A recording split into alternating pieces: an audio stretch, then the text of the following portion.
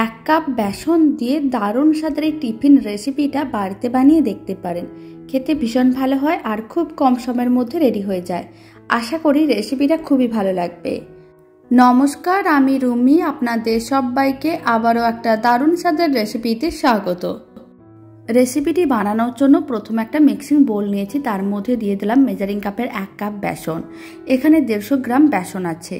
এবার আমি মিক্সিং বোলের মধ্যে দিয়ে দিচ্ছি স্বাদ অনুযায়ী লবণ, চা চামচের 3 ভাগের 1 ভাগ। আর আমি দিয়ে দিচ্ছি বেশ কিছুটা পরিমাণ কুচনো ধনেপাতা, আর দিয়ে দিলাম কুচনো পেঁয়াজ। ধনেপাতা পছন্দ না হলে নাও দিতে পারেন।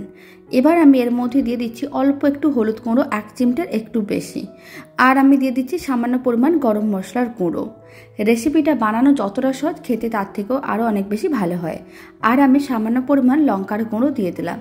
এবার আমি এর মধ্যে বেশ কিছুটা পরিমাণ জল দিয়ে দিচ্ছি। তারপর খুব ভালো করে মিশিয়ে নিতে হবে।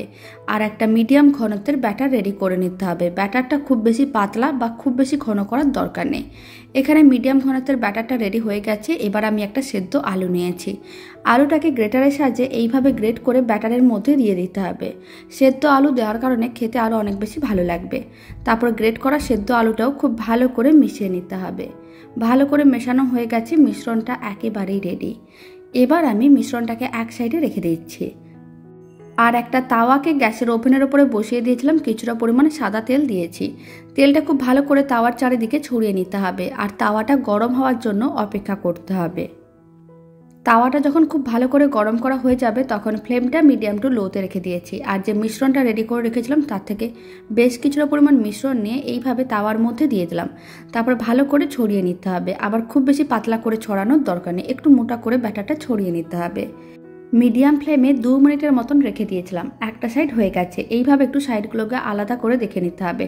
আপনারা দেখুন ফ্রাইং প্যান থেকে বা তাওয়া থেকে এইভাবে আলাদা হয়ে যাচ্ছে, তখন উল্টো দিকটাও একটু উল্টে নিতে হবে। আর তারপরে দুদিকই উল্টে পাল্টে লাল লাল করে ভেজে নিতে হবে। এতে দেখতেও ভালো লাগবে আর খেতেও ভালো লাগবে। আপনারা টিফিনে বা ব্রেকফাস্টে এই রেসিপিটা বানিয়ে দেখতে পারেন। আর ডিনারেও বানিয়ে দেখতে পারেন, খেতে বেশ ভালো হয় আর খুব কম সময়ের মধ্যে রেডি হয়ে যায়। দুদিকই উল্টে পাল্টে বেশ লাল লাল করে ভেজে নিয়েছিলাম। এবার তুলে একটা প্লেটের মধ্যে নিয়ে নিয়েছি। আর বাকি মিশ্রণটা দিয়ে একইভাবে রেডি করে নিতে হবে। এখানে আমি 1 কাপ বেসন দিয়ে রেসিপিটা বানিয়েছিলাম, তাই 1 কাপ বেসন দিয়ে দুটো হয়েছে। রেসিপিটা শেষ পর্যন্ত দেখার জন্য অসংখ্য ধন্যবাদ।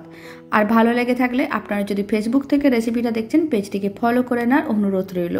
ইউটিউব থেকে দেখলে চ্যানেলটি সাবস্ক্রাইব করে নেওয়ার অনুরোধ রইল। পাশে থাকা বেল আইকনটি প্রেস করে নেবেন নতুন রেসিপির আপডেট সবার আগে পাওয়ার জন্য। তো চলুন, ভিডিওটা আমি এখানে শেষ করছি।